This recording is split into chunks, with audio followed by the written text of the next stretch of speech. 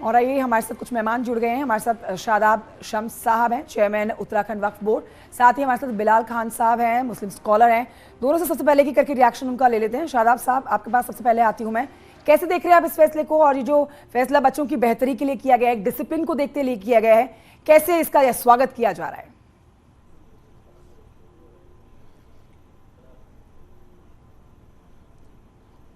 चंचल, आप मुझसे बात कर रही हैं? जी शादाब शम्स साहब, मैं आपसे बात कर रही हूँ। ये जो बड़ा एक बदलाव अब देखा जाएगा, अब मदरसों में बच्चे जो तालीम लेने आएंगे अब वो वैसे ही दिखेंगे जैसे अमूमन स्कूल में जाते हुए बच्चे नजर आते हैं। ड्रेस कोड फॉलो करना होगा, एनसीईआरटी किताबें पढ़ाई जाएंगी। ये फैसला कैसे देखते हैं आप?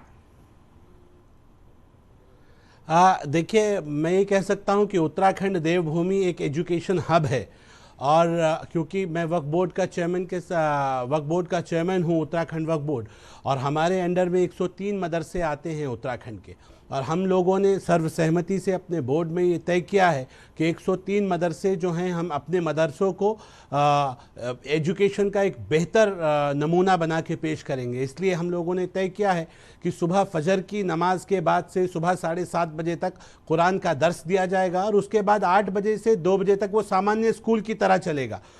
उस स्कूल के अंदर प्रॉपर एनसीईआरटी का जो सिलेबस है उसको इम्प्लीमेंट कराएंगे, उसको लागू कराएंगे, और वहाँ पे बच्चे प्रॉपर ड्रेस में आएंगे। जैसे जो ड्रेस होता है उसी सिमेट्री में बच्चे दिखाई देंगे। और मुझे लगता है कि एक खूबसूरत, एक ईमानदार कोशिश हम कर रहे हैं कि दोपहर के बाद से फिर वो मदरसे के रूप में काम करे। और उसका समाज के जो मुस्लिम धर्मगुरु हैं, हमारे उलेमा हजरात हैं, उनसे मेरी बात हुई है, सब लोगों का एक पॉजिटिव समर्थन भी इसमें मिल रहा है। लोग ये डिमांड कर रहे हैं कि हमारे यहाँ भी एक मदरसा होना चाहिए, ऐसा हमारे यहाँ भी मदरसा होना चाहिए।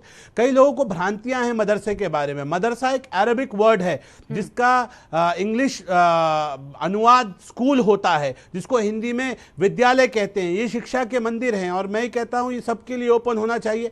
तो जो हमने जो सोचा है वो ये है कि हर जगह से आपको पॉजिटिव रिस्पॉन्स मिल रहा है, ऐसा नहीं है। कई जगह पर इसके विरोध में भी अब सुर उठने लगे हैं। हमने देखा कि उत्तर प्रदेश में जब मदरसों की गिनती की जानी शुरू की गई, उसकी बेहतरी के लिए, वहां पढ़ने वाले बच्चों की बेहतरी के लिए, तो वहां पर भी विरोध में सुर उठे। कई पार्टियां, कई लोग सरकार के इस फैसले के खिलाफ आ गए। उत्तराखंड में अब ये बड़ा फैसला लिया गया है। आप तारीफ कर रहे हैं इस फैसले की, आप अपना समर्थन दे रहे हैं, लेकिन बहुत सारे ऐसे लोग हैं, संगठन है, जो इस फैसले का स्वागत नहीं कर रहे हैं। तो उनके लिए आपकी तरफ से क्या सलाह रहने वाली है? चंचल, जिनकी दुकानें बंद होंगी उनको परेशानी होगी। जो बच्चों के हित में सोचेंगे वो इस फैसले के साथ आएंगे। और मैं ये कह रहा हूं, शादाब शम्स इस उम्मीद के साथ इस बात को कह रहे हैं कि जो पहला मॉडल मदरसा बनेगा, शादाब शम्स का बेटा भी उस मॉडर्न मदरसे में जाएगा। मैं दूसरों की बात नहीं कर रहा हूं, मैं ये कह रहा हूं मेरा खुद बच्चा, मैं अपने बच्चे को एक अच्छी एजुकेशन देना चाहता हूं, तो मेरा बच्चा खुद उस एजुकेशन को प्राप्त करेगा। और हम इन मदरसों के अंदर ओपन एजुकेशन रखेंगे, हर समाज का बच्चा इसमें आ सकेगा, ट्रांसपेरेंसी आएगी। जो एक भ्रम की स्थिति बनी हुई है, जो लोग एक क्वेश्चन मार्क उठाते हैं मदरसा एजुकेशन के ऊपर, उनको क्लियर किया जाए। जो इसमें हमारे साथ आएंगे, जो साथ होंगे, जो साफ होंगे, उनका स्वागत है। इसलिए मेरे युवा मुख्यमंत्री ने कहा है, जो सही होगा उसे छेड़ेंगे नहीं, जो खराब होगा उसे छोड़ेंगे नहीं, किसी कीमत पर नहीं छोड़ेंगे।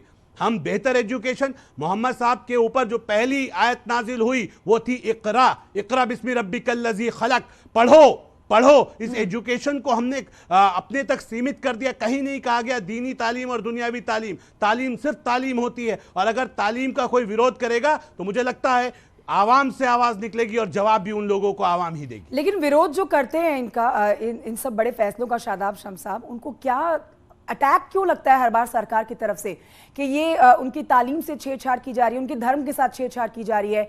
ये इतना बड़ा जो फैसला लिया जाता है सरकार की तरफ से, उसका स्वागत हमेशा एक सुर में नहीं होता है। तो जो लोग इस तरह के फैसले का स्वागत नहीं करते, वो इसको अपने धर्म के ऊपर अटैक क्यों ले लेते हैं सीधा?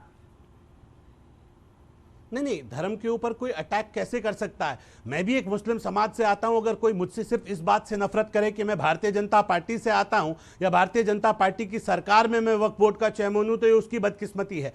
हम ये कहते हैं कि विरोध करने वाले मुद्दों के ऊपर जो जायज विरोध हो उसे करो, हम अपने अंदर सुधार पैदा करेंगे। लेकिन सिर्फ हमारा विरोध करने के लिए विरोध, ये सही नहीं है। जो गलत है उस गलत को गलत कहेंगे, जो सही होगा सही को सही कहेंगे। मुझे उम्मीद है समाज अपनी बेहतरी, अपने अच्छे बुरे को समझ रहा है, इसलिए बड़ा बदलाव समाज के अंदर दिख रहा है। और मैं इस उम्मीद के साथ कि मेरे पास जो हमारे सीईओ हैं वक्फ बोर्ड के, वो एक आईएएस अधिकारी हैं और सीनियर आईएएस हैं, हमारे पास एक आईएफएस अधिकारी हैं जो सरकार की तरफ से नामित सदस्य हैं, और कहकशा नसीम, अहमद इकबाल साहब, हम सब लोग मिलकर एक अच्छा समाज कैसे बने, कैसे देश को मजबूत किया जाए, कैसे जो एक डिफरेंस आ गया है, जो बीच में खाई उत्पन्न हो गई है, कैसे उस खाई को दूर किया जाए, उस दिशा में हम पॉजिटिव वे में आगे बढ़ रहे हैं। बिल्कुल, तो इस सरकार का बेहतर कदम बताया जा रहा है, क्योंकि इससे बच्चों को तो तालीम मिलेगी, उससे बच्चों की बेहतर भविष्य के लिए ये कदम उठाया गया है। मैं लौटती हूँ आपके पास सर, हमारे साथ इस समय बिलाल खान साहब जुड़ गए हैं, मुस्लिम स्कॉलर हैं। क्या वो आपकी बात से तारुफ रखते हैं या नहीं, ये उनसे जान लेते हैं। बिलाल साहब, बहुत स्वागत है आपका न्यूज़ 18 पर। ये एक बड़ा बदलाव अब देखा जाएगा। अब मदरसों में, उत्तराखंड में जो मदरसे बच्चे पढ़ने आते हैं, तालीम हासिल करने आते हैं, वो एक ड्रेस कोड को फॉलो करेंगे, एक ड्रेस में होंगे, यूनिफॉर्म में होंगे, और उनको एनसीईआरटी की किताबें भी पढ़ाई जाएंगी। इस फैसले को कैसे देखते हैं आप बिलाल खान साहब? देखिए, मैं ये कहना चाहूँगा, पहली बात तो जो ये ड्रेस कोड का इशू है उसको लागू करने की कोई ऐसी ज़रूरत नहीं थी, और किसी इंसान को मजहबी और तालीमी दीन के हिसाब से अगर शिक्षा लेनी है तो उसमें ड्रेस कोड की इतनी ज़रूरत नहीं। हमारे मदरसों में आज से नहीं, दीन, कुरान और हदीस की जो रियायतें और जो वहाँ पर शिक्षा चल रही है, उसमें ये नहीं है कि हम ड्रेस कोड पहन के ही जा सकते हैं। आज से 100 साल पहले से ही प्रक्रिया चलती आ रही है। जहाँ मदरसों में हम जा रहे हैं, हमारे छोटे छोटे बच्चे हैं, गरीब बच्चे हैं, वो कहाँ से ड्रेस पहनेंगे? जो बेचारे तालीम लेना चाहते हैं, अगर स्कूली मजहबी वहाँ ड्रेस कोड चलता है, प्राइवेट स्कूल हो, सरकारी का अलग मैटर है। इसमें हम लोग जो तालीम में अपना बच्चा है उसका कैसे वो ड्रेस कोड खरीदेगा अपना, बताइए आप। इसमें बुराई क्या है? शिक्षा के नाम पर जो इसमें सर्च कराया जा रहा है, नहीं, मदरसों के नाम पे जो सर्चिंग चल रही है, ये भारतीय जनता पार्टी की जो पुरानी सोच है, जो एक सड़ी हुई सोच है, जो देश में एक तुष्टीकरण की राजनीति करने का जो काम इन लोगों का है, चाहे इनको लाउड स्पीकर से दिक्कत है, इनको नमाज से दिक्कत है, वर्क बोर्ड से दिक्कत है, मदरसे से दिक्कत है, 3 तलाक पर आ जाते हैं। इनके पास असल में कोई मुद्दा नहीं है, इनके पास सिर्फ और सिर्फ। ठीक है बिलाल खान साहब, आपकी बातें भी हमने रख ली, और शादाब शम्स साहब, आपकी बातें हमने अपने दर्शकों तक पहुंचाई है। बहुत शुक्रिया आपका हमसे अपने ये विचार साझा करने के लिए।